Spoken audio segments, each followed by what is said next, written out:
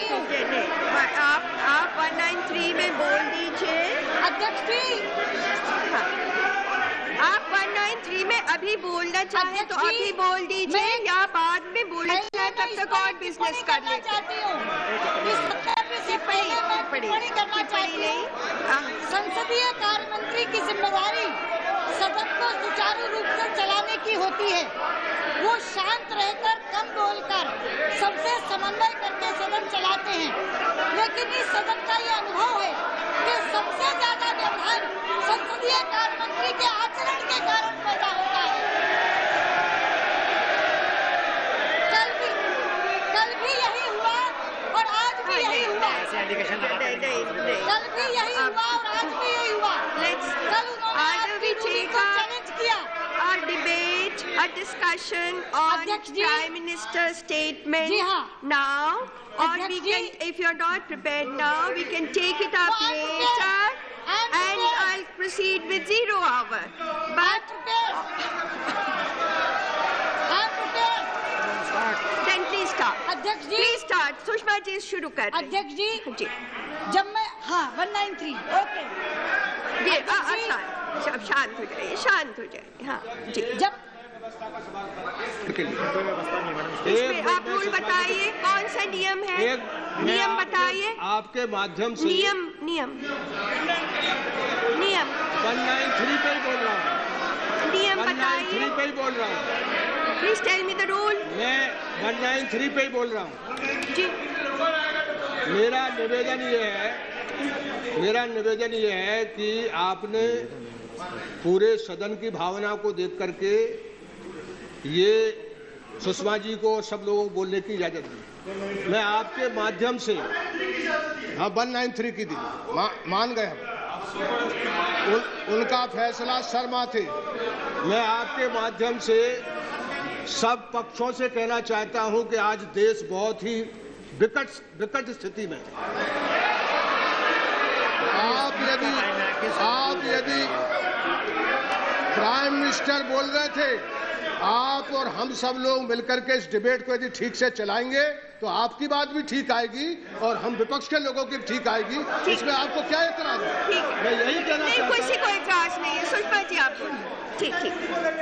अध्यक्ष जी, ठीक।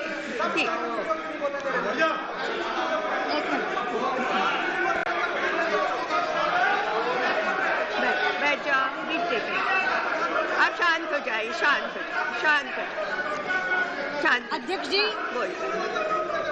इससे पहले कि मैं इस वक्तव्य पर अपनी बात प्रारंभ करूं,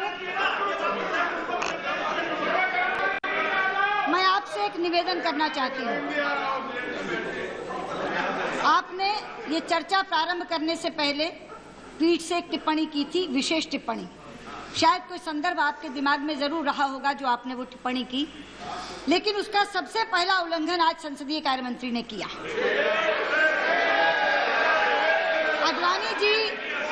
अडवाणी जी सदन के वरिष्ठतम सांसद हैं, सबसे ज्यादा अनुभवी और आदरणीय।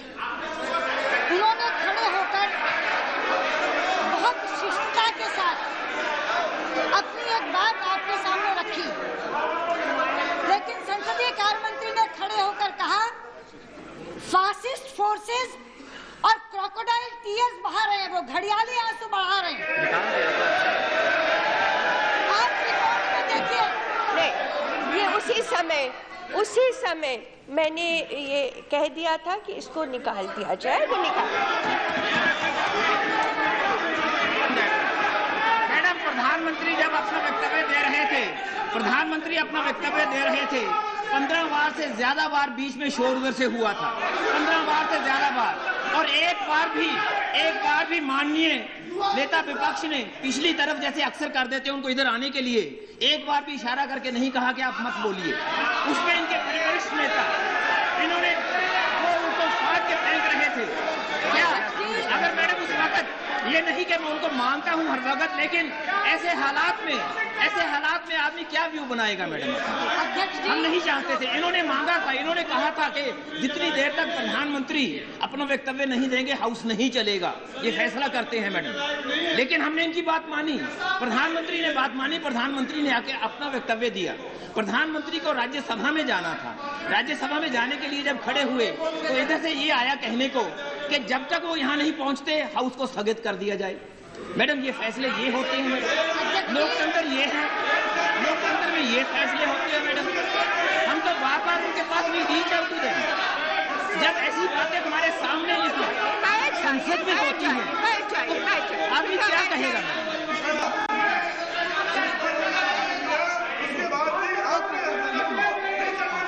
बैठ जाइए हरिन पाठक जी, बैठ जाइए, बैठिए। मैं स्वयं संसदीय कार्य मंत्री रही हूँ और संसदीय कार्य मंत्रियों का पहला लेसन ये होता है कि वो स्वयं नहीं बोलते और सदन को चलने देते हैं। यहाँ तो संसदीय कार्य मंत्री स्वयं बोलकर व्यवधान डालते हैं। अध्यक्ष जी, ये तो वक्तव्य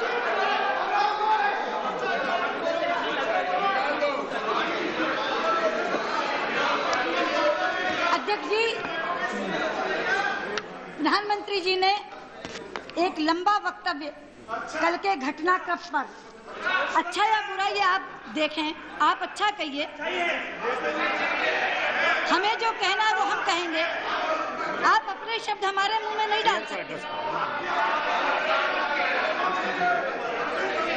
अध्यक्ष जी, प्रधानमंत्री जी ने एक लंबा वक्तव्य, विस्तृत वक्तव्य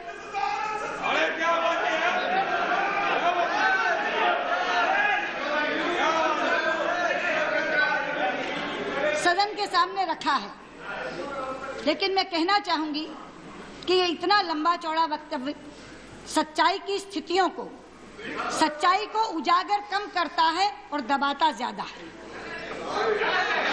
अपनी पूरी की पूरी जिम्मेदारी सरकार के कंधों से उठाकर प्रधानमंत्री ने दिल्ली पुलिस के कंधे पर डाल दी। अध्यक्ष जी, इस देश में भ्रष्टाचार की मुहिम बहुत तेजी से कई दिनों से चल रही है। आप स्वयं साक्षी हैं, आप स्वयं साक्षी हैं। इस संसद का शीतकालीन सत्र, पूरे का पूरा शीतकालीन सत्र इस भ्रष्टाचार की भेंट चढ़ गया, लेकिन उसके परिणाम स्वरूप सत्ता पक्ष के तीन लोग आज जेल के भीतर हैं। ये उसी का परिणाम है। आज इस आंदोलन का नेतृत्व अन्ना हजारे कर रहे हैं, लेकिन सरकार का रवैया समझ से परे है।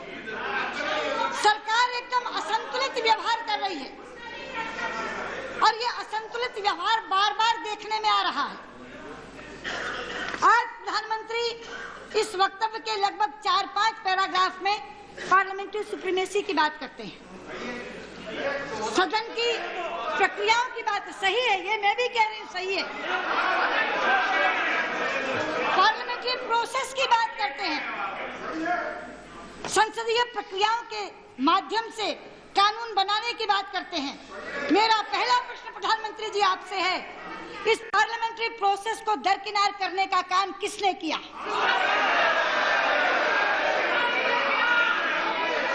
सारे के सारे विपक्ष को दरकिनार करके अन्ना हजारे की टीम के साथ बात करने की शुरुआत किसने की? अध्यक्ष जी, नेता सदन समेत 5 वरिष्ठ मंत्री इस सरकार के अन्ना हजारे की टीम के साथ बैठे। जब अन्ना हजारे हमें मिलने के लिए आए तो हमने उनसे पूछा कि आपने विपक्ष के बाकी लोगों को इससे बाहर क्यों रखा? तो उन्होंने कहा कि हमने सरकार से कहा था इसमें बाकी विपक्ष के लोग भी होने चाहिए, मगर सरकार ने कहा हम और आप ही ठीक है। मैं पूछना चाहती हूँ, तब तो हम और आप ही ठीक